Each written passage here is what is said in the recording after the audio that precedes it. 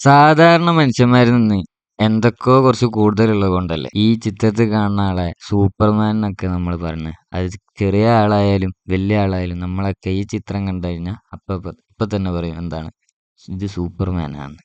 അപ്പം അതേപോലെ തന്നെയാണ് സൂപ്പർ കണ്ടക്ടേഴ്സ് എന്ന് പറഞ്ഞാൽ.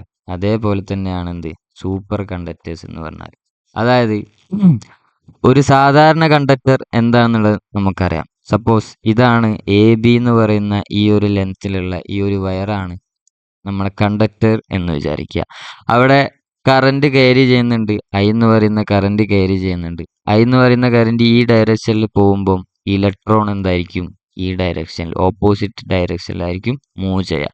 അങ്ങനെ അവിടെ എന്തുണ്ടാവും ഈ ഇലക്ട്രോൺസും ഈ കണ്ടക്ടറിന്റെ ഉള്ളിലുള്ള കുറച്ച് ആറ്റംസും കൊളൈഡ് ചെയ്യും. അതായത് അവിടെ കുറച്ച് പ്രശ്നങ്ങൾ ഉണ്ടാക്കും. അങ്ങനെ ഇവിടെ എന്തുണ്ടാവും ഹീറ്റിന്റെ ഫോമിൽ കുറച്ച് എനർജി നഷ്ടപ്പെടും. അതായത് giving off the energy in the form of temperature. അതായത് V equal to I R. ഈ കണ്ടക്ടറിലൂടെ ഐ എന്ന് പറയുന്ന കറണ്ട് പാസ് ചെയ്യുമ്പം റെസിസ്റ്റൻസ് കൂടും. റെസിസ്റ്റൻസ് കൂടുമ്പം ടെമ്പറേച്ചർ കൂടും. റെസിസ്റ്റൻസ് കൂടുമ്പം ടെമ്പറേച്ചർ കൂടും.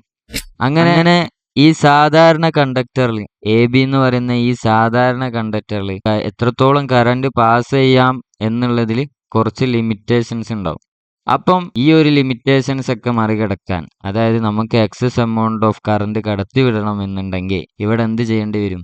ടെമ്പറേച്ചർ കുറയ്ക്കേണ്ടി വരും. ടെമ്പറേച്ചർ കുറയാന്ന് പറയുമ്പോൾ എന്താണ്? റെസിസ്റ്റൻസ് കുറയേണ്ടി വരും.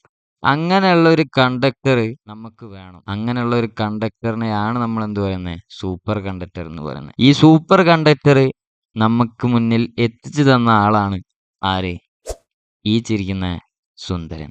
ഹേയ് കമർലിംഗ് വൂൺസ് എന്താണ് ചെയ്തതെന്ന് വെച്ച് കഴിഞ്ഞാൽ ഏകദേശം 1911 ഹീലിയും മെർക്കുറിന്റെ കൂടെ ഏകദേശം എന്താ പറയുക -270 ഡിഗ്രി സെൽഷ്യസിൽ തണുപ്പിച്ച്, അതായത് ഏകദേശം ഈ 4 കെൽവിൻ വരെ ആയിട്ട് ഇത് തണുപ്പിച്ചപ്പം ടെമ്പറേച്ചർ കുറച്ചപ്പം ഇവിടെ എന്ത് സംഭവിച്ചു?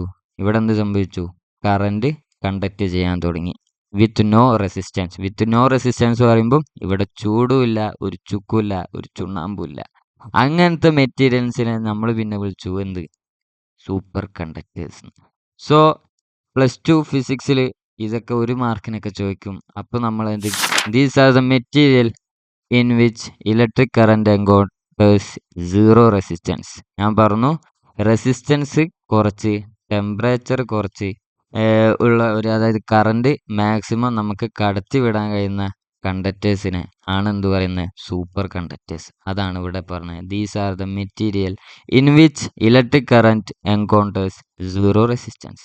അതുമല്ല എന്നുണ്ടെങ്കിൽ these are the metals cooled. നമ്മളെന്താ ഇവിടെ ചെയ്തത്? ഏകദേശം -270 ഡിഗ്രി സെൽഷ്യസ്, അതായത് 4 കെൽവിൻ വരെ തണുപ്പിച്ച് ലോ ടെമ്പറേച്ചറിലാക്കി ഇവിടെ എന്താക്കി? കറണ്ട് നല്ല രീതിക്ക് കണ്ടക്ട് ചെയ്തു. കറണ്ട് നല്ല രീതിക്ക് കടത്തി വിട്ടു. These both perfect conductivity and perfect diamagnetism. ഇതിൽ ഞാൻ പറയുന്ന ഈ ഡയാമാഗ്നറ്റിസം അല്ലെങ്കിൽ പെർഫെക്റ്റ് ഡയാമാഗ്നറ്റിസം ഇതിനൊക്കെ കുറിച്ച് കൂടുതൽ അറിയണമെന്നുണ്ടെങ്കിൽ കമൻറ്റ് ബോക്സിൽ ചാപ്റ്റർ 5 എന്നെങ്കിലും കമൻറ്റ് ചെയ്യുക. കമൻറ്റ് ചെയ്യില്ലേടേ.